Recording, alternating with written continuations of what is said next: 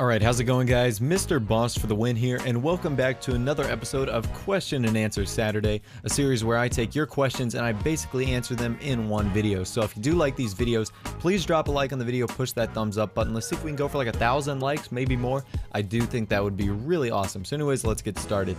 Alright, so the first question comes in and they ask Mr. Boss for the win, what do you think about the cops and the police in this game as compared to other games? So I'm assuming he's asking the difficulty or how difficult they are to get rid of cops or how challenging they are. And the cops in Grand Theft Auto 5 are like Terminators compared to previous games, especially Grand Theft Auto 4. They're like T-1000s compared to the Grand Theft Auto 4 cops.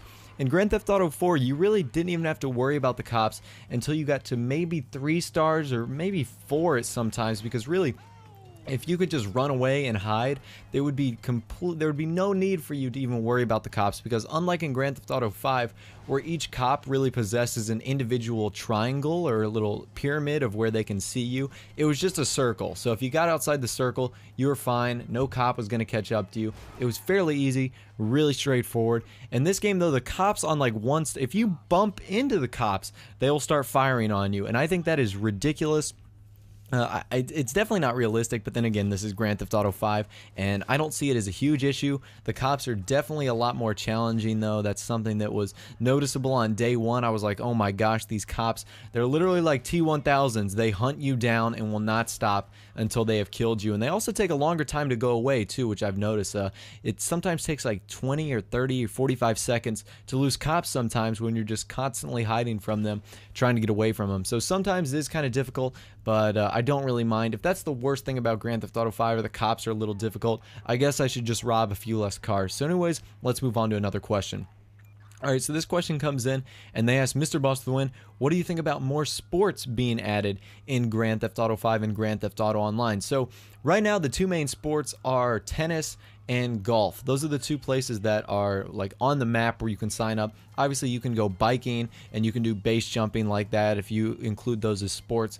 But there's also a few places in this game that would maybe recommend that there might be more sports in the game. For example, there is a basketball court near Lamar and Franklin's house, so you can maybe play some basketball. I know that there's like a replica of the UCLA campus here that has a football field and a track field going around the outside, so maybe football or maybe even track could be a possibility. And I kind of want to see that. I think basketball might be the most realistic, maybe even football for you UK guys, soccer. I do think that would be cool as well. And, because I'd really like to see some other sports. Contrary to unpopular belief, I do actually play some of the sports in this game, like tennis. Tennis was the sport that I play now and what I did play in high school. So it's actually kind of cool to play the game. Golfing is also fun as well. It increases your stamina and your strength, so there is some usefulness to it. So I figured why not, and I guess I would love to see some more added in the future. Alright, so the last one comes in and they ask, what do you think about money glitches in GTA Online? How should they be punished? So it kind of sucks that there are money glitches in GTA Online. It kind of devalues the value, if you can see my air quotes, of someone having a lot of money, because you can always jump to the conclusion that they either A, use a Los Santos custom glitch, or got a hacker to give them $1 billion. And as far as punishment goes, I don't think that the cheater pool is really strict in any way whatsoever.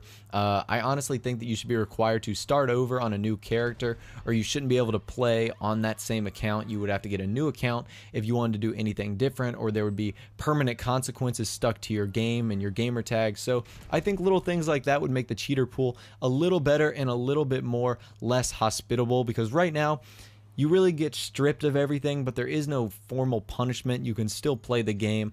So I think there should be stricter punishment, and I still think that Rockstar should do whatever they can in their power to prevent these glitches from happening, because I do think they're game breaking, and I do think they're game ruining in some way for some guys to have like $4 billion worth of hacked money. I do think that's a little bit ridiculous in some cases. Hopefully they get all these glitches fixed, and we can go on to earning money legitimately through heists and other methods in GTA Online. Anyways, guys, if you do enjoy this video or found the information helpful, I would encourage you guys to leave a like on the video and leave me a comment down below to maybe be featured in a new episode of GTA Online question and answer. So anyways, guys, thanks for watching. Take care, and I'll see you guys in the next video.